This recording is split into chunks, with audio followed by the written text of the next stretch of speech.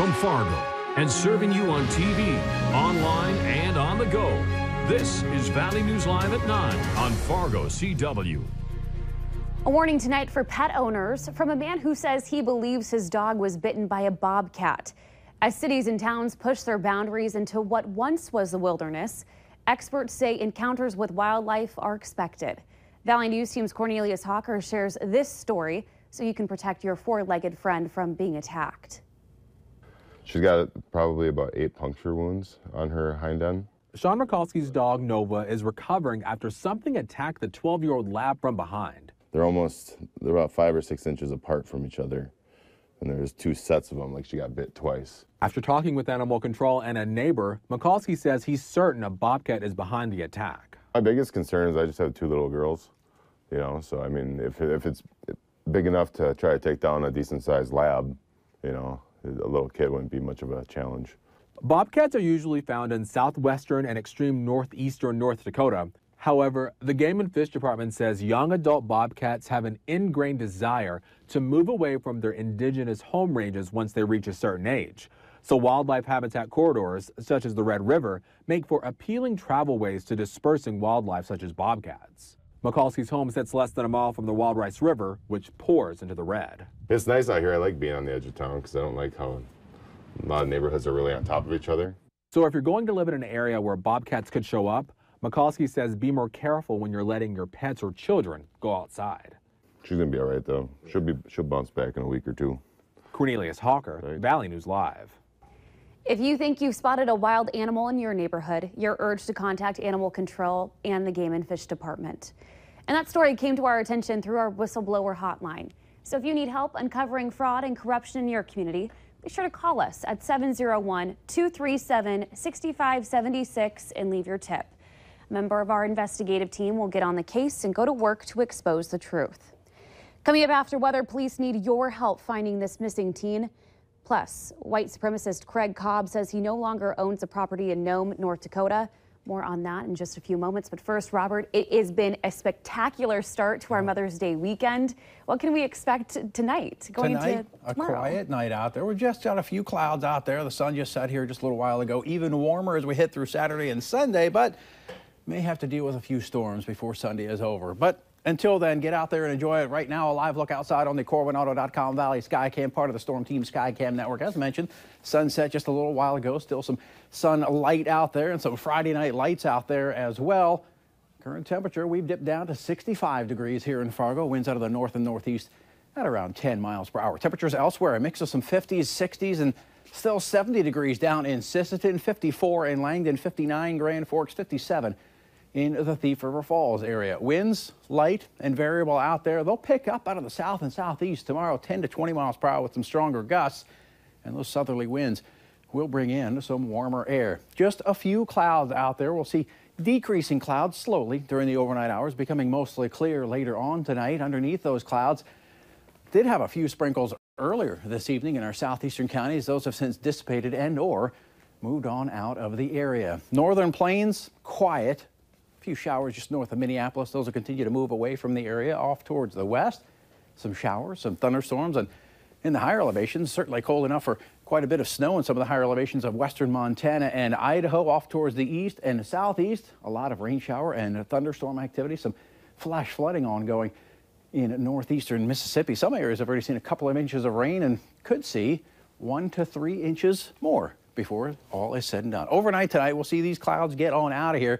Light winds, temperatures dipping down mostly into the 40s and 50s. Could see a few upper 30s up in northern Minnesota. As we head through the day tomorrow, lots of sunshine, southeasterly breezes, and some very warm temperatures warming on up into the 70s and 80s, maybe hanging on to a few 60s in northern Minnesota. Here in Fargo, we'll start off the day in the upper 40s, but by lunchtime already into the mid 70s, and we'll continue rising by later on in the day.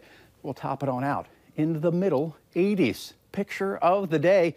Thanks to Rick for sending this in, a Caspian tern, this in the Lake Ida area. A beautiful shot that we're going to use as the background to our 7-day forecast. Warm on your Saturday, Sunday warm as well, but a chance for a few isolated showers and storms late in the day. Don't cancel the outdoor plans, just keep an eye on the weather. Better chance for storm shows up on a Tuesday, lingering into Wednesday. Much cooler weather by the end of next week into the lower 60s. Yeah, but 60s are refreshing. That's nice. That'll work. It'll be good sleeping weather by the time we get through all this hot weather over the weekend. Absolutely. Thank you, Robert. You got it. We're finding out that an email sent by members of the Cass County Commission broke open records laws. The commission was hiring a new administrator when an email was sent out asking members if they wanted to eliminate a candidate. Now, legally, that email was considered a quorum, so the public was technically denied an open meeting on the subject as well as a proper disclosure. The commission is having internal discussions to prevent this sort of mistake in the future. Moorhead police need your help in finding Cheyenne Dakota Butler, a teenager who disappeared back in April. Authorities have been tracking down a number of leads, but nothing has been successful so far. They believe that she could be in the Fargo-Moorhead area or around Grand Forks. So if you have any information, you're asked to contact police. White supremacist Craig Cobb says he no longer owns the property in Nome, North Dakota. That's where the church there burned down back in March. Investigators say the fire was intentionally set. Cobb says he has been reimbursed the $8,000 he paid for the building. He says he's willing to buy property pretty much anywhere in the state if it becomes available. Meanwhile, the Barnes County Sheriff's Office has not yet caught up with the person who set the fire, and that investigation is ongoing. While almost 80 tickets were handed out yesterday along 32nd Avenue South, police say they didn't make a dent in catching speeders. The roadwork is frustrating a lot of people, and police say almost every driver rolling through that stretch is going over the limit. To find out for ourselves, Valley News Team's crime and safety reporter Nicole Johnson grabbed a radar gun and caught a lot of people speeding going well over the speed limit. They're moving, they're upset, they're on their way to work, they're behind from dropping the kids off, they're going to meetings, and the biggest excuse they had was I wasn't paying attention to my speed. Well, you're flying past other cars, you're flying past these cones. Officer Moon says the fastest he caught someone speeding was at 23 miles per hour over the speed limit. Here's a look at this week's Valley's Most Wanted. Robert Holcomb is wanted for possession of a controlled substance and paraphernalia. Be sure to call your local law enforcement if you have any information on Holcomb. As the nation gathers in D.C. to honor those that protect and serve, many in our area and from around the country will be there to honor a local hero. As Officer Jason Mosier's name is added to the National Law Enforcement Officers Memorial Wall. This picture, posted on the Fargo Police Facebook page, shows a group gathering after landing in our nation's capital. The group members are all wearing thin blue line bands to show they are Mosier strong.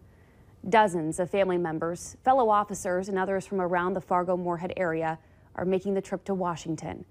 Memorial Fund organizers are holding a candlelight vigil tomorrow. The service to place Mosier's name on the memorial takes place on Monday on the front lawn of the Capitol. Mosier's name and those of 142 other officers killed last year will be read and inscribed on one of the two marble walls. Our very own Valley News Live's Christy Larson will be there, so be sure to join us for live coverage all throughout the day, starting with the Valley Today. And then if you're ready to have baby, we'll admit you and then we'll walk you through these doors and bring you to a labor and delivery room. With Mother's Day this weekend, Stanford Health gave a group of around 120 soon-to-be mothers a tour of their new family birthing facility in West Fargo. With more space and even spa bathrooms, the facilities feel more like home and less like a hospital. It's really been an amazing opportunity. I think we're just so happy to be able to serve the community, the extended community, really to be able to deliver the very best personal experience for women and for their families. The new birth center will open their doors July 25th. Still ahead tonight on Valley News Live at 9. In a village of just over 500 people, 4 are dead after a shooting in Ohio. Stay with us. We'll be right back.